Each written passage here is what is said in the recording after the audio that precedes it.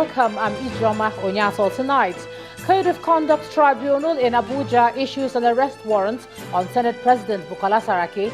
Inspector General of Police asked to produce him by Monday. Senator Saraki fights back as his counsel approaches appeal court, challenging the arrest warrant. Also points out the tribunal sat despite pending court order. 4 people killed in Port Harcourt gas explosion as fire gutted several houses and cars in Lagos. And African Union sanctions Burkina Faso over coup that removed the legitimate government. And on business news tonight, the benchmark index of the Nigerian Stock Exchange reverses recent gains to settle at 30,332.66 points.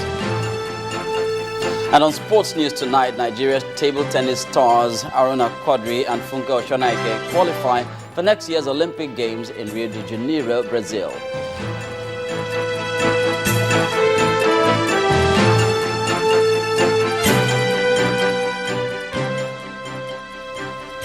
We begin tonight with happenings in the nation's polity, where the Code of Conduct Bureau is slugging it out with the Senate President Bukola Saraki. Today, the Code of Conduct Tribunal ordered the arrest of Senator Saraki for failing to appear before it. The senator is facing charges of alleged false declaration of assets while he served as governor of Kwara State between 2003 and 2007. This is coming despite an earlier directive from the Abuja High Court stopping the hearing. Delivering a ruling on the suit filed by the Code of Conduct Bureau, the chairman of the tribunal, Justice Danladi Umar, ordered the Inspector General of Police to produce the Senate President on Monday, September the 21st, which is the next adjourned date.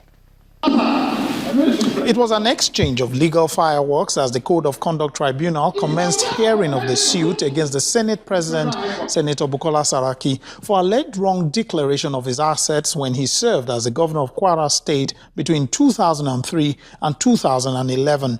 Lawyer to the Senate President, Mahmoud Magaji, challenged the jurisdiction of the tribunal and the validity of the charges against the Senate President on the ground that the prosecutor lacks the local standing to institute the action.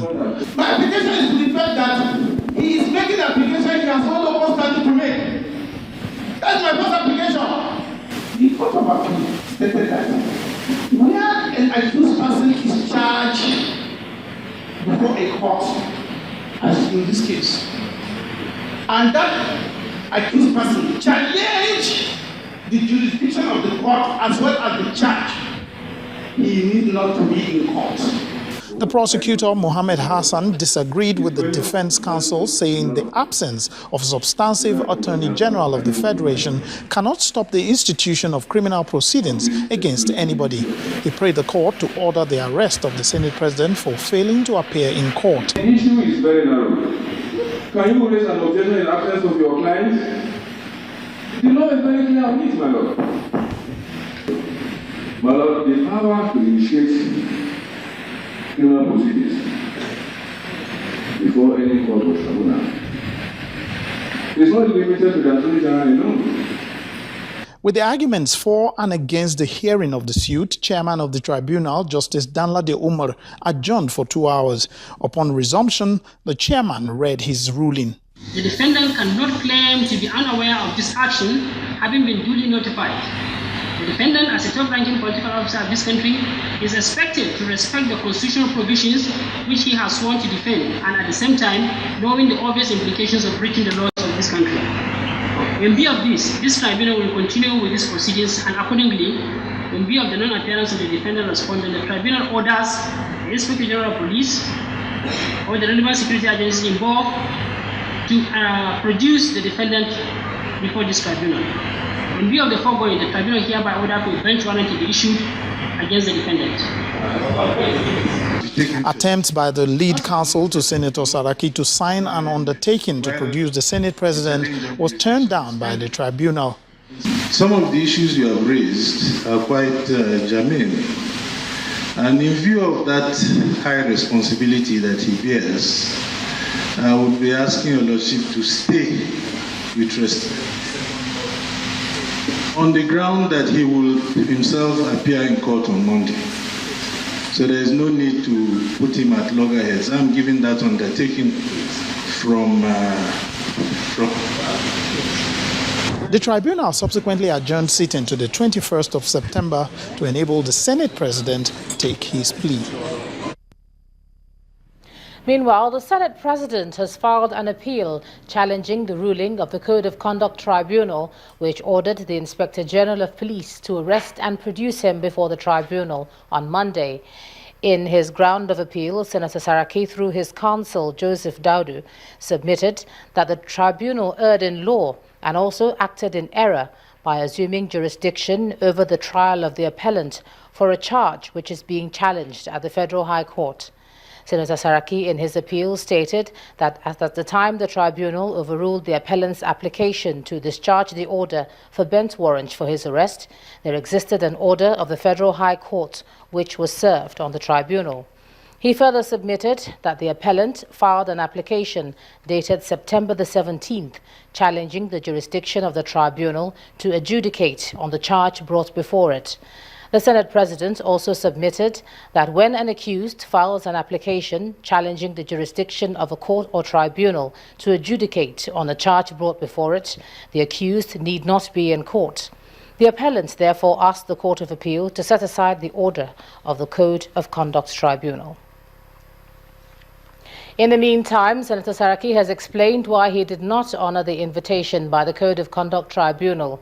Speaking through his special advisor on media and publicity, Mr. Yusuf Olanionu, the Senate President clarified that the case filed by the Code of Conduct Bureau and the manner in which the case was filed shows that he will not be given justice.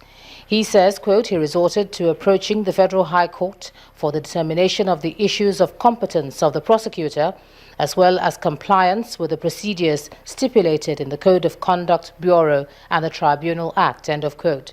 The statement further adds that the implication of the ruling by a court of competent jurisdiction is that the sitting of the tribunal has been overtaken by events. It is for this reason that Dr. Saraki chose to stick to his normal official schedule.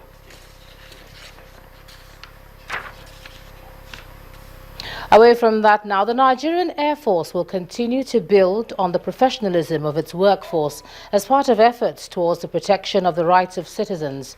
These were the words of the Chief of Air Staff, Air Marshal Sadiq Abubakar, who spoke at a meeting with senior officers of the force in Abuja. Air Marshal Abubakar explained that his administration will focus on prudent management of resources in the discharge of its duties. The key words in this vision is about professionalism. It's about professionalism, a professional force. It's about having a disciplined force. A professional force will act within the provisions of the law. A professional force will protect the rights of citizens. A professional force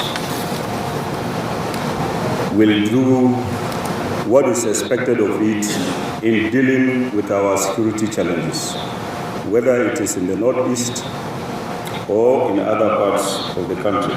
No organization or society has what it wants at all times. What is important is for you to recognize what you have, to recognize the limitations, and try to make the best out of the resources you have available. And that has to do with professionalism also. A professional force will draw up a capacity building program that will give people what they require in order to be effective in discharging their responsibilities. A professional force will respect the rights of the citizens, whether in counterinsurgency operations or wherever they find themselves. In part 2, after the break, NDLEA arrests 6 persons for allegedly swallowing $156,000. That's in a moment. To John Scott.